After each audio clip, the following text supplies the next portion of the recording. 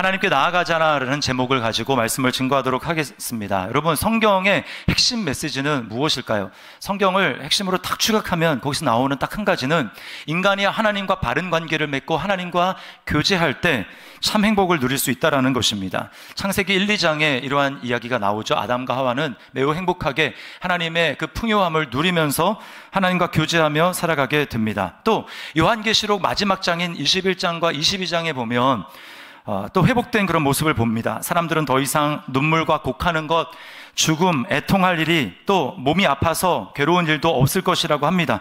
그 이유는 사람들이 하나님의 백성이 되고 하나님이 그들과 함께 사시기 때문이다 라고 이야기를 합니다. 마치 엄마 품속에 안겨있는 아기와 같습니다. 여러분, 아이는 엄마만 있으면 만사 오케이입니다. 엄마가 밥이고, 엄마가 생명이고, 엄마가 믿음, 소망, 사랑이고, 엄마가 전부입니다. 엄마만 있으면 부족한 게 없습니다. 이것이 바로 하나님과 인간 사이에 우리와의 관계에서 성경이 말하고 있는 거예요. 자, 그렇다면 나머지 성경이 창세기 3장부터 요한계시록 20장까지의 내용은 뭘까요? 인간이 하나님을 떠나 있기 때문에 받는 고통에 대해서 이야기를 합니다. 눈물과 곡소리가 있습니다. 안타까워 가슴 칠 일이 있습니다. 몸이 깨지고 아픈 일이 있습니다. 지난 한 주간 여러분은 자식의 문제 때문에 눈물 흘린 분이 있지 않습니까? 또 일이 내가 생각한 대로 풀리지도 않고, 그리고 남이 내 진심을 알아주지 않아서 내 진심이 왜곡되게 보여지는 것, 그것 때문에 가슴을 치지 않았습니까? 이제 겨울이 다가오기 때문에 떨어지는 낙엽을 보면서 참 인생은 허무하구나, 마음이 참 텅 비었다 와 같은 그런 감정을 여러분 느끼지 않았습니까? 몸이 아파서 끙끙거리지는 않으셨습니까? 병원 진료를 앞두고 가면 혹시 최악의 결과가 나오지는 않을까라고 해서 여러분 염려하거나 두려워하지는 않으셨습니까? 여러분, 그 핵심에는 죽음이 있습니다. 오늘날도 우리가 언론을 통해서 바라보는 것은 지구촌 곳곳에서 이러한 죽음이 계속 있다라는 거예요. 질병으로, 사고로, 전쟁과 천재지변으로 사람들은 이렇게 저렇게 죽어갑니다. 인종과 상관없습니다. 국경도 상관없습니다. 성별도 상관이 없고 나이도 상관이 없습니다. 우리는 죽어가는 것을 봅니다. 어디 하나 세상을 보면 평안이 없어요. 그래서 어거스틴은 고백록에서 이런 말을 합니다. 여러분이 많이 들어보셨을 텐데, 하나님, 당신은 우리를 당신을 향해서 살도록 창조하셨으므로 우리 마음이 당신 안에서 안식할 때까지는 평안하지 않습니다. 당신 안에서 평안을 얻을 때까지는 진짜 평안이 없다. 정답을 알고 있습니다. 우리는 하나님 안에서 안식을 해야 된다라고 하는 것이죠. 하나님께로 돌아가야 된다라고 하는 것입니다. 자, 그러나 문제는 무엇입니까? 우리는 스스로 하나님께 나갈 수 없다라는 거예요.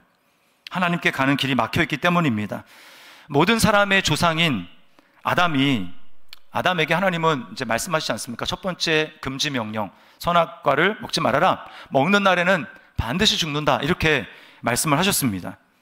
쉽게 얘기하면 너 내 품을 떠나면 죽는다. 물고기로 얘기하면 물 밖을 나가면 죽는다. 아이에게는 엄마 품을 떠나면 죽는다 라고 하는 이야기입니다. 근데 아담은 하나님의 품을 떠납니다. 그리고 첫 조상인 이 아담 안에서 우리도 하나님을 떠났습니다.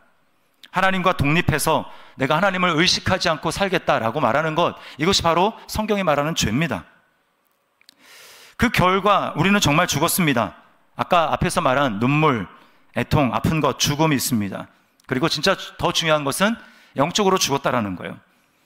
이 모든 인간의 문제를 우리가 경험하면서도, 괴로워하면서 한숨을 지으면서도 불구하고 우리는 하나님께로 돌아갈 생각을 하지 못합니다. 인정하지 못합니다. 그거랑 지금 고통당한 거랑 무슨 상관이 있느냐라고 하는 것 자체가 인간이 영적으로 죽어 있다는 것을 보여주는 것입니다.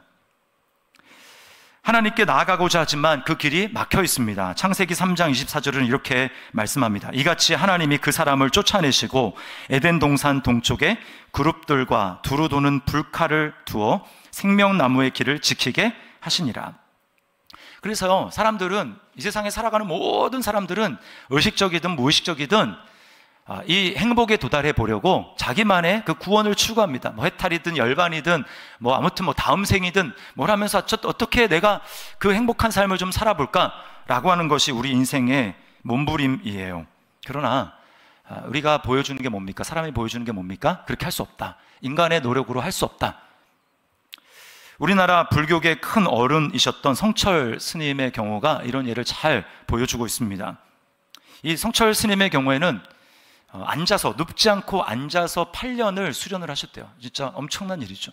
저는 이제 목사님들 중에 8년 움직이지 않고 그 자리에 앉아가지고 기도했다는 분 들어본 적이 없어요. 진짜 엄청난 일입니다. 8년을 앉아서, 잠도 졸더라도 앉아서 졸고, 그렇게 수행의 정진을 하셨어요. 그런데 83세로 죽기 직전에 그 딸인 그 불필 스님에게 이렇게 유언을 하셨다고 합니다. 내 인생을 잘못 선택했다. 나는 지옥에 간다. 내 죄는 산보다 높고 바다보다 깊은데 내 어찌 감당하랴. 내가 80년 동안 포교한 것은 헛것이로다. 우리는 구원이 없다. 죄 값을 해결할 자가 없기 때문이다. 딸 피리와 54년을 단절하고 살았는데 죽을 임종시에 찾게 되었다. 피리야, 내가 잘못했다. 내 인생을 잘못 선택했다. 나는 지옥에 간다. 여러분, 이 성철 스님의 말 중에서 매우 우리가 좀 주목해야 될 말이 있습니다. 그건 뭐냐 하면 죄값을 해결할 자가 없으니 구원이 없다라고 말하는 겁니다. 죄값을 해결할 자가 없으니 구원이 없다. 여러분, 죄값은 성경이 뭐라고 합니까? 죄의 삭슨, 죄값은 사망이다. 죄값은 죽음이기 때문에 죄값을 해결하려면 누군가가 대신 죽어야 됩니다. 하나밖에 없는 내 생명을 죽을 수는 없잖아요. 누군가가 대신 나를 위해 죽어야 되고 나를 위해 피를 흘려야만 하는 것입니다. 병원에 가면 큰 수술을 할 때 반드시 이 혈액팩을 쌓아놓지 않습니까? 우리가 부활절에 우리 헌혈했잖아요. 그 피가 글로 가서 그 사람을 살립니다. 근데 만약에 피가 공급되지 않고 피가 부족하다 그러면 죽는 거예요. 반드시 누군가의 흘린 피를 받아야만 살 수 있습니다. 그 피는 감염된 바이러스 감염된 피는 혈액을 할 수 없을 수 없잖아요. 살리려면 깨끗한 피여야 합니다. 이것이 바로 구약에서 보여준 거예요. 여러분, 내가 살기 위해서는 흠없는 짐승이 내 대신 피를 흘려야 하는 것입니다. 짐승의 생명으로 인간의 생명을 대신하는 것은 원칙에 어긋나지만 하나님께서 죄 없는 제물인 예수 그리스도, 자기 아들을, 참 사람인 죄가 없으신 그 아들을 준비시키기까지는 어쩔 수 없이 눈 감아 주신 것입니다. 그러므로 그리스도만이 하나님께로 가는 길을 여시는 분이라는 거예요. 우리 지난 한 주간 성막을 공부하면서 성막의 모든 것들이 다 예수 그리스도를 나타내고 있다라고 하는 것을 살펴봤습니다. 우리가 어디까지 살펴봤죠? 바로 둘째 휘장, 둘째 커튼 바로 앞에 있는 이 분향단까지 살펴봤습니다. 그 둘째 커튼을 열고 들어가면 거기를 지성소라고 하는데 그 지성소에 있는 건 딱 한 가지밖에 없습니다. 그건 뭐냐? 바로 법궤인데, 법궤의 중요한 거는요, 법궤 위에 있는 뚜껑입니다. 법궤 뚜껑. 그거를 속죄소라고 이야기를 해요. 속죄소. 죄를 덮는 곳이다. 속죄라는 말은 죄를 덮는다는 얘기예요. 죄를 없애는 게 아닙니다. 죄를 잠시 덮어두는 거예요. 죄를 덮는 속죄소. 다른 말로는 시은소라고 합니다. 베풀 시자에 은혜의 자, 장수소자, 그래서 은혜를 베푸는 장소라는 뜻이에요. 그 속죄소 양쪽에는 그룹 천사가 하나씩 서 있습니다. 천사가 이제 둘이 있는 거예요, 그룹이. 그리고 그 천사는 속죄소, 피가 뿌려지는 그 속죄소를 바라보고 있습니다. 그러면서 하나님 뭐라고 말씀하냐면, 내가 바로 거기서 속죄소에서 너를 만나겠다. 모세 너를 만나겠다 라고 말씀합니다. 그리고 내가 할 모든 말을 내가 거기서 너에게 말하겠다 라고 하는 겁니다. 그러므로 여러분, 우리가 하나님의 음성을 직접 듣고 하나님과 교제하기 위해서는 거기까지 가야 되는 거예요. 그러나 안타까운 사실은 무엇입니까? 구약에 그것이 불가능하다는 것입니다. 모세 외에는 대제사장이라 할지라도 대속죄일, 속죄일에 단 하루만 지성소에 들어갈 수 있습니다. 그러니까 일반 백성들은 꿈도 못 꾸는 거, 평생 못 들어갑니다. 하나님께 나아가는 길이 제한이 되는 것이죠. 오늘 읽은 히브리서 9장 8절 말씀에 이렇게 말을 하고 있습니다. 우리 같이 한번 읽어봅니다. 성령이 이로써 보이신 것은 첫 장막이 서 있을 동안에는 성소에 들어가는 길이 아직 나타나지 아니한 것이라. 거기 가서 하나님을 만날 수 있는데 그 길로 가는 게 아직 나타나지 않았다고 이야기를 합니다. 구약에는 진짜 하나님을 만나는 길이 나타나지 않았습니다. 예수님이 어떻게 나타나셔서 그 길을 보여주셨는지, 그 길을 열어주셨는지를 알려면 여러분, 우리는 대속죄의 일을 알아야 돼요. 대속죄일. 이스라엘 백성들, 지금 유대인들 마찬가지입니다. 1년 중에 가장 중요한 날 하루를 꼽으라고 한다면 그들은 대속죄일을 꼽습니다. 그날에는요, 차도 안 다닙니다. 비행기도 안 다닙니다. 아무것도 안 다녀요. 오직 앰뷸런스만 혹시 모를 상황이 되면서 앰뷸런스는 움직일 수 있어요. 사건 나면. 그러나 다른 모든 건 안 움직입니다. 자, 오늘 읽은 히브리서 9장과 10장이 대속죄일에 대해서 말하고 있는데요. 그 배경은 레위기 16장입니다. 시간이 없으니까 다 읽어보면 좋은데, 여러분이 집에 가서 레위기 16장과 그리고 오늘 이제 발췌해서 읽었잖아요. 히브리서 9장과 10장이 다 대속죄일에 관한 이야기입니다. 그러니까 여러분이 천천히 한번 읽어보세요. 설교 듣고 읽으면 엄청난 은혜가 될 것입니다. 여러분, 대속죄일 제물로 꼭 필요한 게 뭐냐면 황소와 염소 2마리입니다. 황소와 염소 2마리. 황소는 왜 필요하냐면, 황소는 대제사장과 대제사장의 가족들의 죄를 덮기 위한 이 제물로 필요합니다. 그리고 염소 2마리 중에서 1마리는 이스라엘 백성 전체의 죄를 덮어주기 위해서 필요한 속죄 제물입니다. 그러면요, 이제 어떻게 하냐면, 이 대제사장이 이제 여기 그 출애굽기에는 아론이잖아요. 아론이 그 황소를 죽이는 거예요. 황소를 죽여서 그 피를 받아서 1차 먼저 자기와 자기 가족의 죄를 덮기 위해서 지성소로 들어갑니다. 그리고 이 속죄소 위에 피에 속죄소 그 오른쪽 그리고 그 앞에 손가락으로 피를 찍어서 뿌립니다. 7번 뿌립니다. 그리고는 나와서 이번에는 염소를 죽이고 염소 피를 받습니다. 그리고 그 피를 가지고 아까와 똑같이 들어가서 그 피를 이번에는 속죄소 위에 뿌립니다. 손가락으로 찍어서 7번 뿌리는 거예요. 여러분, 여기서 매우 중요한 의미가 있습니다. 자, 이 속죄소 위에 뿌렸는데 그 속죄소가 뚜껑이라고 말했잖아요. 법궤 뚜껑. 그 뚜껑을 딱 열면 그 안에는 딱 한 가지 물건이 있는데 그게 뭐냐면 하나님이 직접 기록해서 주신 십계명 2 돌판이 그 안에 있습니다. 이건 뭘 얘기해 주냐면 하나님께 정말 중요한 것은 진리라는 거예요. 하나님은 진리의 말씀으로 또 하나님은 그 계명을 가지고 우리를 보십니다. 그러나 우리가 구약 전체를 살펴보고 인류 역사 전체를 살펴봐도 하나님의 그 계명의 말씀을 온전히 지켜서 하나님 앞에 나아가고 하나님 앞에 설 수 있는 사람이 단 한 사람도 없습니다. 그러니까 그 법궤 안에 달랑 들어있는 그 십계명 돌판만 가지고는 하나님 우리를 정죄하실 수밖에 없는 거예요. 너는 이것을 범한 죄인이다. 그러므로 나는 너를 심판하겠다 라고 하는 죽음밖에는 우리에게 소망할 것이 없는 것입니다. 그러나 거기에 피가 뿌려집니다. 속 안에는 증거계 돌판이 있는데 그 위에 뚜껑에 속죄소 위에 피가 뿌려집니다. 그러면 이건 뭘 보여주는 거예요? 하나님은 이제 피를 통해서 보신다라는 겁니다. 말씀만 가지고 보면 우리는 하나님의 뜻대로 살지 못해서 하나님으로부터 정죄받고 심판받아 죽어야 될 사람들이지만, 그러나 거기에 피가 뿌려짐으로 말미암아 하나님은 이제 피를 통해서 우리를 보시고 용서해 주시겠다라는 거예요.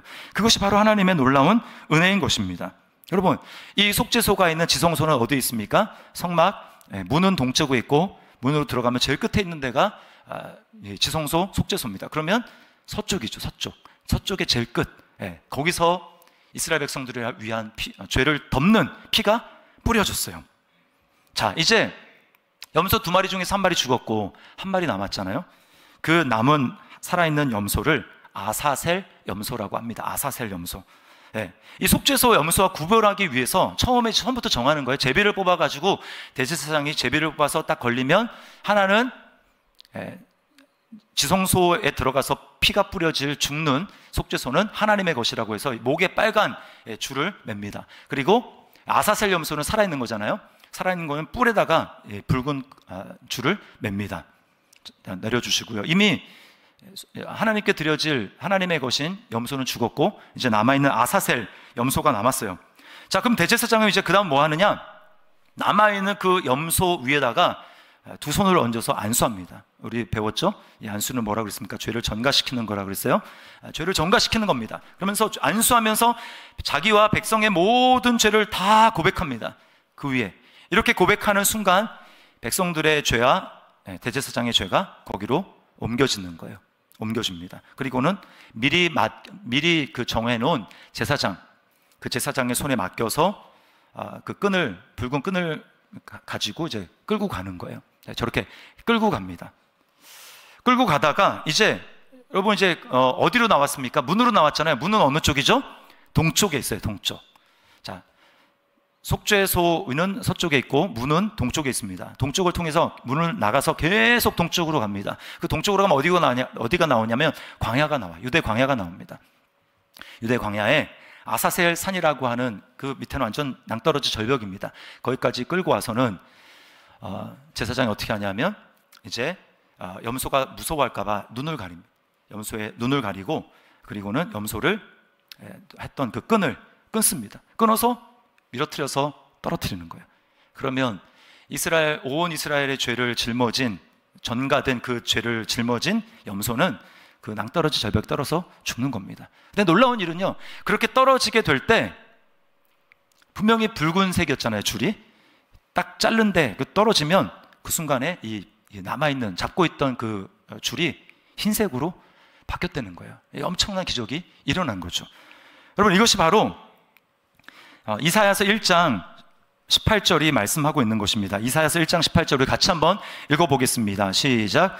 여호와께서 말씀하시되 오라 우리가 서로 변론하자. 너희의 죄가 주홍 같을지라도 눈과 같이 희어질 것이요 진홍같이 붉을지라도 양털같이 희게 되리라. 아멘.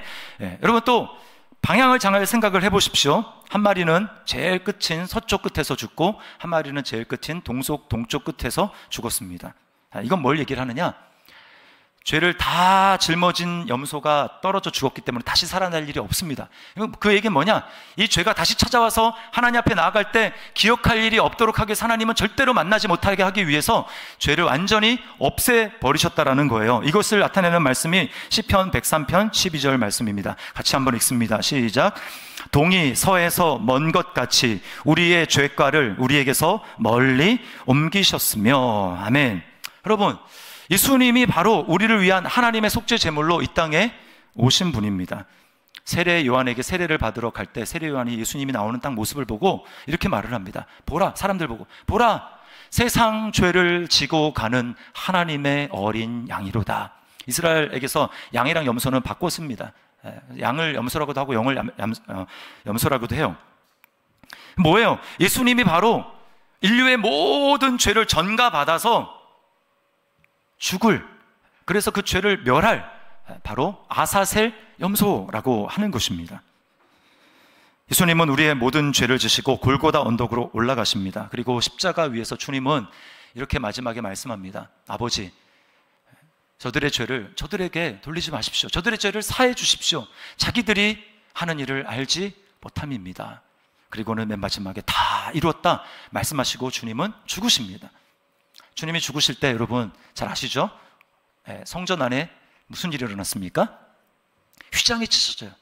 성소와 뜰을 맡고 있던 휘장, 그리고 성소와 지성소를 맡고 있던 이 휘장 둘이 위에서부터 밑에까지 쫙 찢어집니다. 미드라시 보면 유대인들은 랍비 뭐라고 얘기하냐면 그 휘장이 얼마나 질긴지 황소 두 마리가 양쪽으로 잡아서 끌어도 끊어지지 않는, 그게 바로 성소의 휘장이 엄청나게 무겁습니다. 여러 겹으로 짜가지고. 근데 그 휘장이 위에서부터 아래까지로 찢어지는 거예요. 이제 밖에서도 그 안에가 훤히 보입니다. 전에는 보면 죽었는데 이제는 봐도 죽지 않는 거예요. 이게 바로 주님이 열어놓으신 길인 것입니다. 여러분, 히브리서 10장 20절 말씀에 이렇게 말씀합니다. 같이 한번 읽습니다. 시작. 그 길은 우리를 위하여 휘장 가운데로 열어놓으신 새로운 살길이요 휘장은 곧 그의 육체니라. 휘장이 예수님의 육체라고 했어요. 십자가에서 예수님이 자기 육체를, 자기 몸을 찢으심으로 말미암아 휘장이 찢어졌고 그 결과 우리가 그 하나님께로 나아갈 수 있는 길이 열렸다라는 것입니다. 구약시대에 아무리 매년마다 짐승의 피를 바르고 그렇게 아사셀 염소가 수많이 죽었음에도 불구하고 하나님께로 가는 길이 열리지 않았어요. 그러나 진짜 하나님께로 가는 길을 열어주시는 진정한 아사셀 염소이신 예수님이 오셔서 우리의 죄가를 다 짊어주시고 짐승의 피가 아닌 자기 피로, 흠없는 자기 피로 우리를 위해서 죽으시자 그 길로 가는 길이, 하나님께로 가는 길이 열렸다라고 하는 것입니다. 오직 예수의 피로만 하나님께 가는 길이 영원히 한 번 열리면 이제 닫히지 않는 거예요. 영원히 열리게 되었습니다. 여러분, 이게 객관적으로 우리에게 일어난 사실이라면 여러분, 예수님의 피를 믿을 때 하나님과 우리 사이에 어떤 변화가 일어날까요? 하나님이 우리의 죄를 기억하지 않으십니다. 하나님 우리 죄를 기억하지 않으세요. 10장 17절 말씀을 우리 같이 읽습니다. 시작. 또 그들의 죄와 그들의 불법을 내가 다시 기억하지 아니하리라 하셨으니, 구약에는 그렇게 드려도 계속 해마다 죄가 생각이 납니다. 그러니까 막 담대함이 없는 거예요. 하나님이 죄를 기억하지 않을까? 라고 하는 이 불안한 마음이 있는 것입니다. 그러나 이제는 하나님이 기억하지 아니리라 라고 말씀하신 대로 이제 하나님이 완전히 그 죄를 잊으신다, 기억하지 않으신다고 말씀합니다. 이게 바로 예수의 피가 가진 효능이라고 하는 거예요. 효력 뿐만 아닙니다. 우리에게도 변화가 일어나는데 우리의 마음을 변화시켜서 하나님을 섬기고 하나님을 예배하게 만드십니다. 여러분 9장 14절 말씀을 같이 한번 읽습니다. 하물며 영원하신 성령으로 말미암아 흠 없는 자기를 하나님께 드린 그리스도의 피가 어찌 너희 양심을 죽은 행실에서 깨끗하게 하고 살아계신 하나님을 섬기게 하지 못하겠느냐. 아멘. 양심을, 전에는 양심이 아니라 그냥 겉에만 깨끗하게 하는 거예요. 그러니까 속에는 항상 죄에 대해서 생각나는 것이 있고 죄 때문에 괴로워하는 일들이 있습니다. 그러나 이제 예수님을 믿음으로 말미암아 그 피가 우리 마음에 뿌려지게 될 때 어떤 일이 일어나는 거예요? 우리 양심이, 우리 마음이 새로워진다. 마음이 새로워져서 하나님을 새롭게 바라보게 되고 하나님에 대한 마음이 새로워지고 그래서 하나님을 섬길 수 있는, 진짜로 하나님을 섬기고 예배할 수 있는 자가 되더라라고 하는 것입니다. 여러분 이게 얼마나 놀라운 일입니까? 이제 예수 그리스도 안에 그 믿음을 가지고 있으면, 그 믿음을 가지고 하나님 앞에 나아가면 예수 그리스도 안에서 나의 모든 것이 완전하게 하나님께 용납되었구나라고 하는 그 믿음의 확신을 갖게 되는 거예요. 여러분 이게 얼마나 놀라운 축복입니까? 주보에 우리 간증이 실렸잖아요. 우리 순장님 간증이 실렸는데 둘째 날 이제 번제단에 대해서 제가 안수하고 제가 어떻게 전가되는지에 대해서 말씀을 드렸는데, 그 말씀을 듣는 중에 그 양을 데리고 와서 양에게 손을 얹고 죄를 전가시킨 다음에 그 양을 찔러 죽이는 게 자기 자신이 찔러 죽인다고 했잖아요. 그 양을 찌르는 것, 그것이 예수님의 십자가 사건과 이제 오버랩이 되면서 내가 그 양을 찔렀고 내가 예수님을 십자가에 못 박았구나라고 하는 그 사실이 너무 생생하게 다가와서 울부짖으면서 기도했다고 합니다. 주님, 저는 예수님을 십자가에 못 박은 죄인이에요. 교만하고 이기적인 죄인이에요. 그런데 왜 저를 사랑하세요? 너무 울어가지고 힘이 빠서 지쳐 있는데 그때 주님의 음성이 들립니다. 은주야, 나는 너를 그냥 사랑한단다. 네가 어떤 모습이든지 지금 네 모습 그대로를 사랑한다. 여러분 주님이 왜 이렇게 말씀하실까요? 우리 집사님의 모든 죄를, 그리고 나의 모든 죄를 주님이 이미 다 짊어지시고 다 넘어갔어요. 주님께 다 넘어갔어요. 주님이 다 흡수하셨어요. 그리고 십자가에서 완전히 절벽에 떨어져 죽어서 다시는 그 죄가 찾아오지 못하는 것처럼 주님이 십자가에서 그 죄를 죽으심으로 말미암아 완전히 그 죄를 깨끗하게 하셨고 죄를 없이 하셨고, 그리고 이제 그 피를 통해서 하나님은 우리를 보시기 때문에, 그리스도 안에서 우리를 보시기 때문에 하나님 우리를 정죄하지 않으시고 사랑하는 아들, 사랑하는 딸이라고 말씀하신다는 것입니다. 여러분 이게 얼마나 놀라운 일입니까? 아사셀 염소가 낭떠러지로 떨어져 죽을 때 죄를 상징하는 붉은색 끈이 흰색으로 바뀌었던 것처럼 그리스도 안에서 우리의 모든 죄가, 과거와 현재와 미래의 모든 죄가 여러분 다 용서받았다라는 것을 믿으시기를 바랍니다. 그러므로 우리가 할 일은 뭐냐면, 내가 또 죄를 졌어요. 죄를 짓는 건 어떻게 합니까? 죄를 지었어요. 그러면 그걸 그냥 고백하면 되는 거예요. 하나님 앞에 나아가서. 요한 1서 1장 9절 말씀을 우리가 같이 한번 읽어보겠습니다. 시작. 만일 우리가 우리 죄를 자백하면 그는 미쁘시고 의로우사 우리 죄를 사하시며 우리를 모든 불의에서 깨끗하게 하실 것이요. 이걸 우리가 정말 믿는다면 그 다음에 우리는 믿음으로 하나님께 나아가기를 힘써야 합니다. 여러분 하나님께 나아가는 길을 만드시기 위해서, 하나님께 나아가도록 만들기 위해서 예수님이 피를 흘리시고 십자가에서 죽으셨다면, 우리가 예수님을 믿고 예수님과 연합했다면, 여러분 그 다음에는 우리가 해야 될 일은 너무 분명한 거예요. 하나님께 나아가는 것입니다. 히브리서 10장 19절 20절 22절 우리 같이 읽습니다.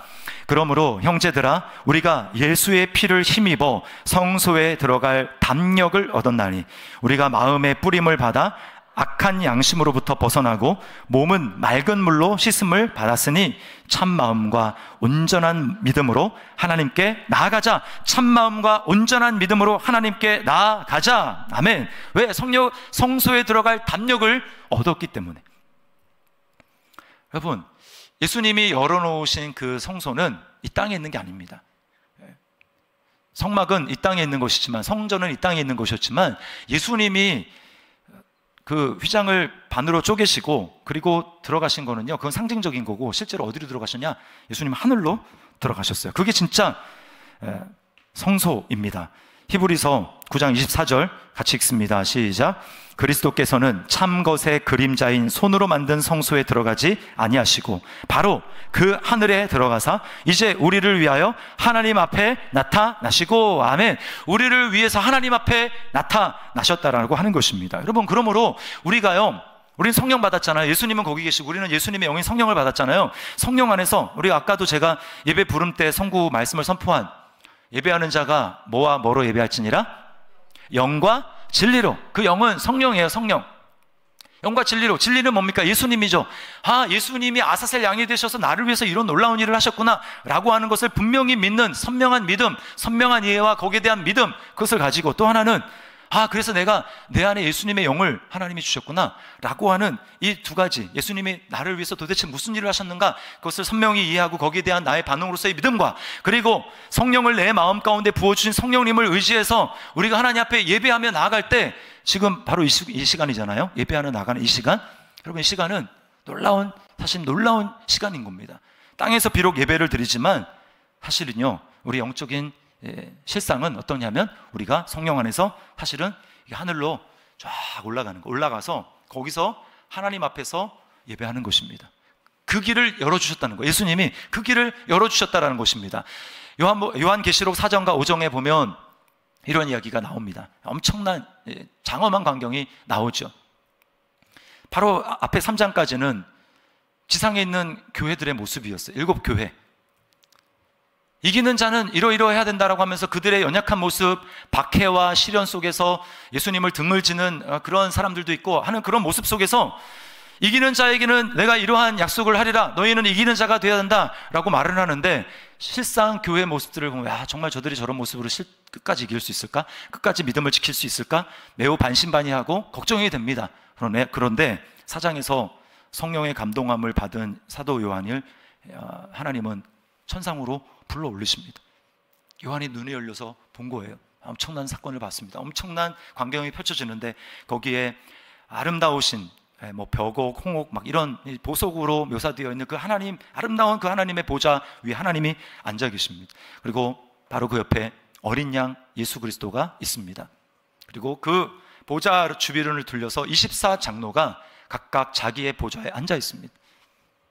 그리고 내 생물이 있고, 그 뒤로 어마어마한 천군 천사가 있는데, 그들이 일제히 보좌에 앉으신 하나님과 그 어린 양에게 찬양을 합니다.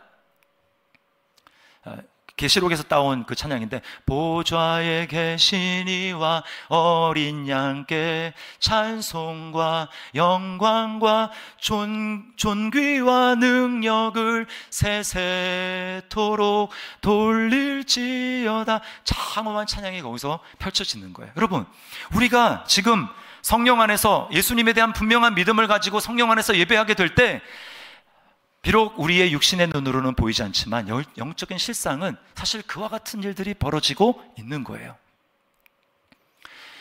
저는 우리의 성령님이 언젠가 우리의 눈을 열어주셔서 그 하나님의 놀라운, 요한이 보았던 그 놀라운 그 장관을 보면서 하나님 앞에 예배할 수 있기를, 그리고 매주 드려지는 예배가 정말 그러한 영광스러운 예배를 하나님 앞에 드리고, 또 우리가 그런 예배자가 될 수 있기를 주님의 이름으로 축원합니다.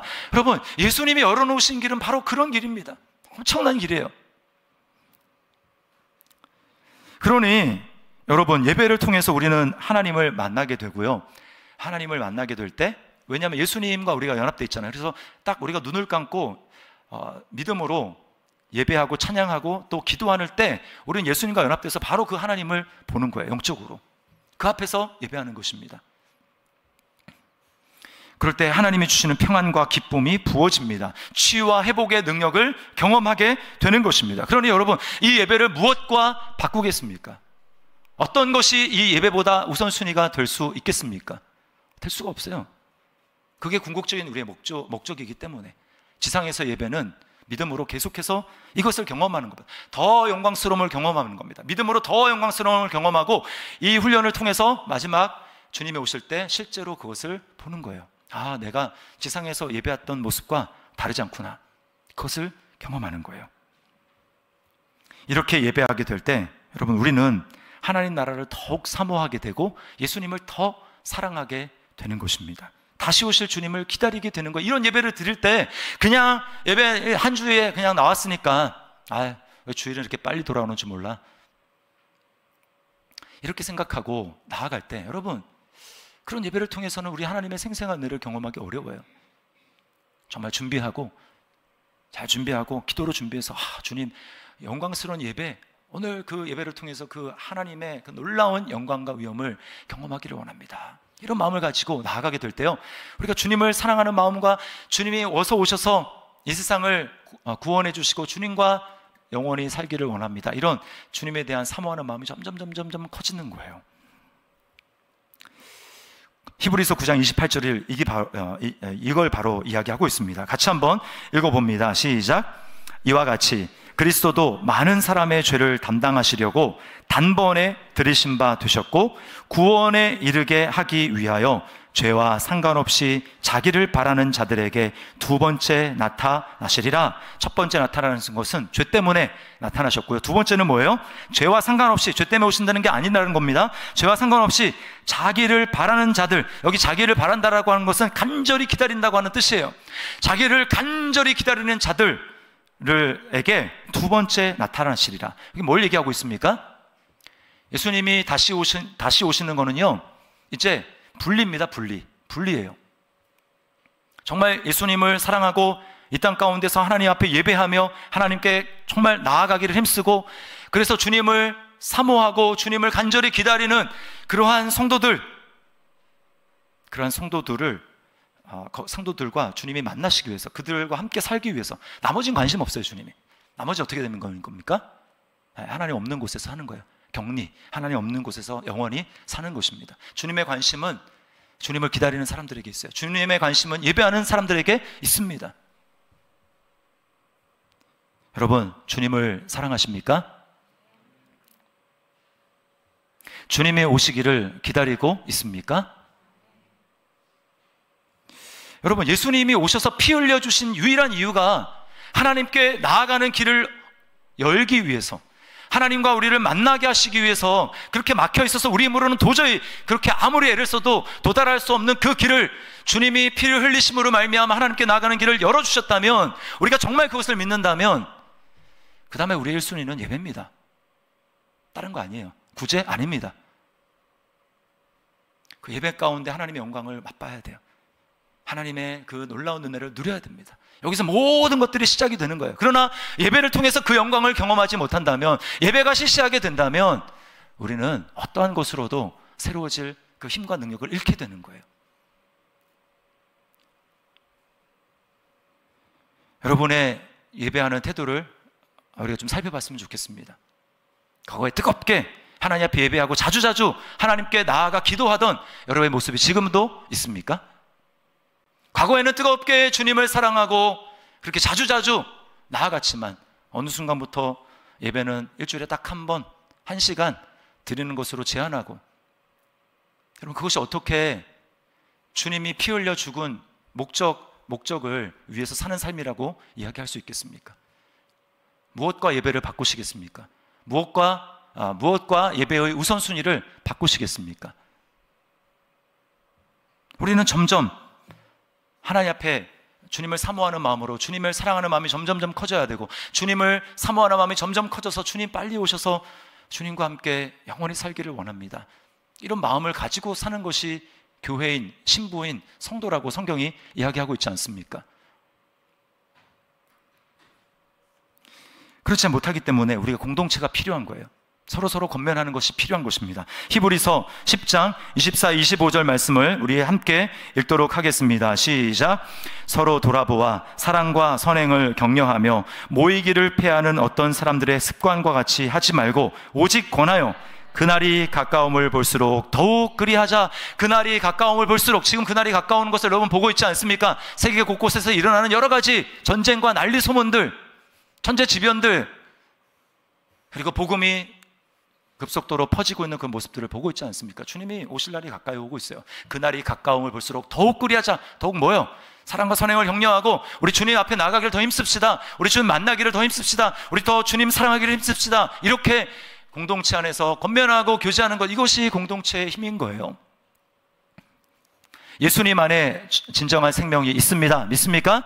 예수님 안에 진정한 기쁨이 있습니다. 예수님 안에 우리의 필요한 모든 것들이 있습니다. 주님이 피 흘려 우리를 위해서 하나님께 나아갈 수 있는 길을 열어주셨다면 우리가 해야 될 일은 너무 분명한 거예요. 주님, 오늘도 내가 주님께 나아갑니다. 내일도 주님 앞에 나아갑니다. 내가 혼자 있을 때 주님 앞에 나아갑니다. 자주 주님 앞에 나아가서 주님이 주시는 그 영광과 생명과 능력으로 여러분 우리가 충만해야 돼요. 그럴 때 이 세상을 이길 수 있습니다. 그럴 때 이 세상에 여러 가지 다가오는 여러 가지 힘든 어려운 일들을 우리 넉넉히 이기며 감사와 기쁨으로 그 길을 걸어갈 수 있는 줄 믿습니다. 우리 저와 여러분이 이런 예배자가 되기를 원하고 우리 더 시티 사랑의 교회가 그런 교회로 우리 주님을 사랑하고 사모하고 기다리는 그러한 교회 될 수 있기를, 주님 앞에 나아가는 우리 모두가 될 수 있기를 주님의 이름으로 축원합니다. 우리 말씀을 기억하면서 우리 하나님 어린 양이라고 하는 찬양이 있는데요, 제가 이제 이 밤에 늦게 이 찬양이 생각이 나가지고 미리 공유를 못해서 오늘 찬양팀 연습을 할 때 보니까 43년 만에 처음 들어보는 찬양이라고 이야기하시는 분도 있고 다 이제 처음 들어보시는 분이 많더라고요. 부흥 2000의 앨범에 나왔던 찬양인데 이 찬양이 생각이 났어요. 기도하는 중에. 자, 우리 찬양 아사셀 예수님을 잘 보여주는 찬양입니다. 우리 찬양 하나님 앞에 고백하면서 주님 나를 위해서 문제를 해결해 주신 주님 너무 감사합니다, 이런 마음을 가지고 찬양했으면 좋겠습니다.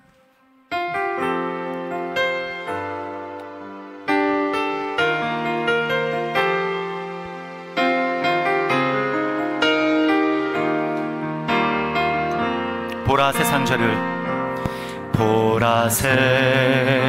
죄를 지고 가는 하나님 어린 양, 그는 실로 우리의 질고를 지고 우리 슬픔을 당하셨다. 보라 세상 죄를 지고 가는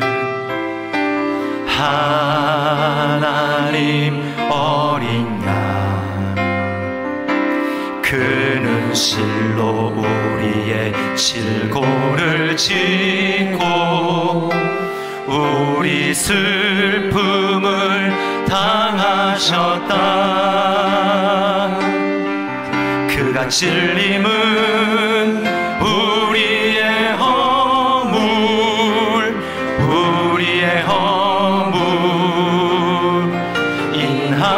인함이요, 그가 상함은 우리의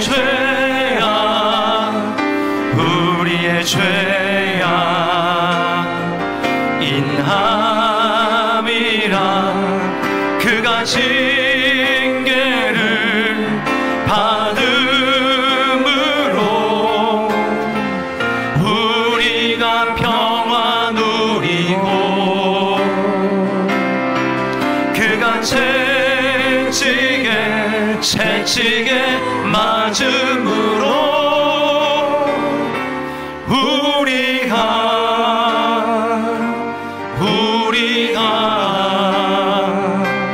나음을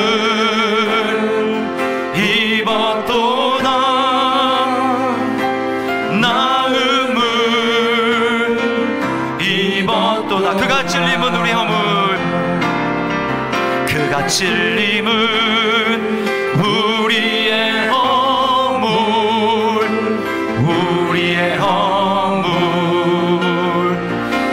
인함이요, 그가 상함은 우리의 죄악 인함이라. 그가 징계를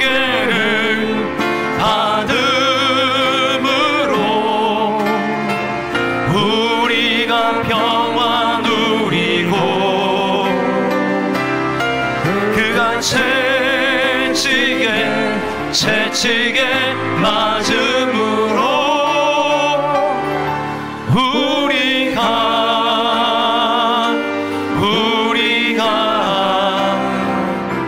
나음을 입었도다. 나음을 입었도다. 나음을 입었도다.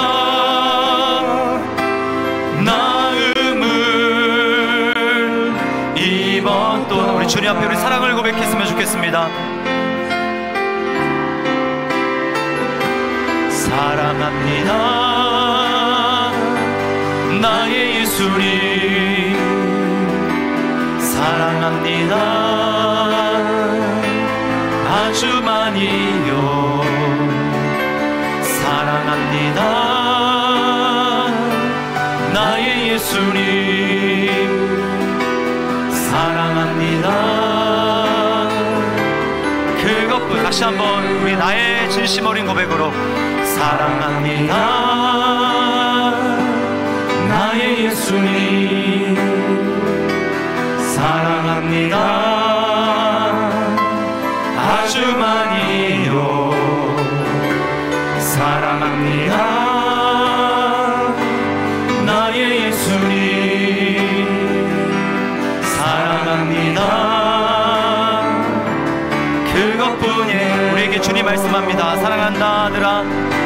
사랑한다 아들아.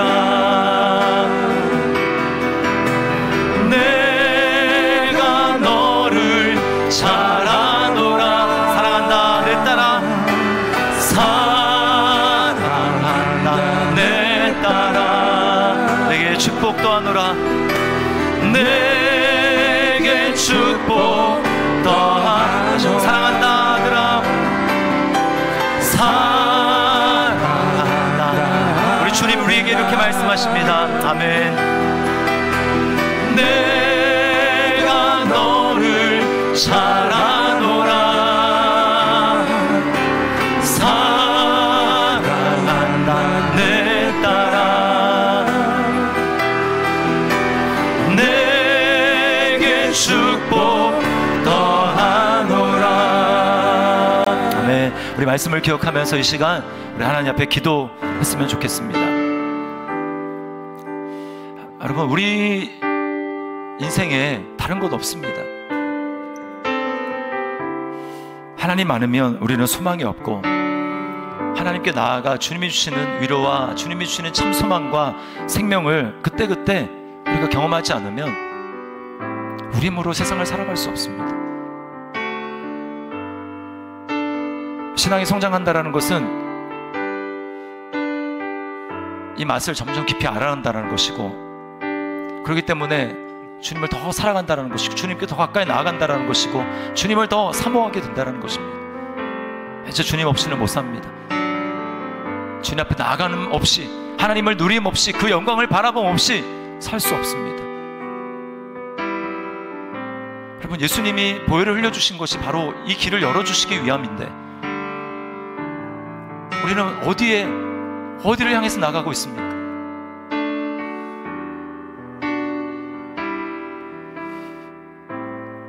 우리 시간 들은 말씀을 기억하면서 성령님께서 우리 각자에게 주신 음성이 있다고 생각합니다. 그것을 가지고 감사하고 또 회개하고, 돌이킬 것은 회개하고 결단하고, 주님, 제가 주님께 더 가까이 나아가는 자가 되기를 원합니다. 주님을 날마다 더 사랑하는 자가 되기를 원합니다. 주님을 더 사모하는 자가 되기를 원합니다. 주님을 기다리는 자가 되기를 원합니다. 날마다 그 길로 나아가 주님, 담대하게 주님을 만나고 주님이 주시는 은혜와 능력을 힘입어 살아갈 수 있도록 주여 역사하여 주시옵소서. 우리 시간에 같이 한번 기도하며 나가도록 하겠습니다. 기도합니다.